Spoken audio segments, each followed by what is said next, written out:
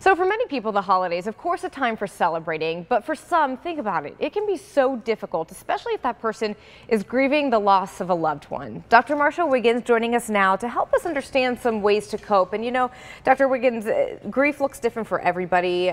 There's a different way that everybody handles it, but I think most important for everyone else is how to understand it. How can we help those in our lives that might be struggling with it this time of year?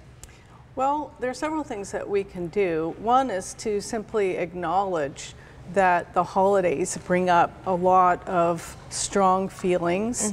And one of the really important things that people can do is to acknowledge that their friends and family members are grieving. So it's better to say something than to try to brush it under the rug and act like everything's okay. Absolutely. It's really important. In fact, just sending a text, sending a quick email saying, I'm thinking about you. I know this is a hard time for you. It's a tender period in our year.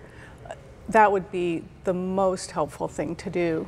And Dr. Wiggins, you know how this feels. You lost your own son, you just told me 5 years ago, he was only 26 years old, to a heroin overdose, and you even put all of your advice and thoughts into a book, which, I did. Well, by the way, you said is available on Amazon, From Heroin to Hope. How did you kind of pour your thoughts and feelings into dealing with grief around the holidays? Is there a part in the book about that? There is. Mainly what I did as a professional counselor, I knew a lot about grief. Experiencing it on my own with the loss of my son was really different than an academic pursuit. So I really tried to look at the research, and it says take care of yourself, scale things back, don't be held to high expectations. You know, what do you have to say about the particular person who might be grieving right now, feeling guilty about wanting to celebrate the holidays? Does that go along with self-care?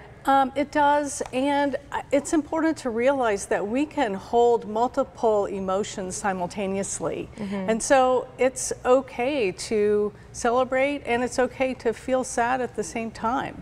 And we don't have to apologize for our happiness. And it's part of life. It's part of the circle of life.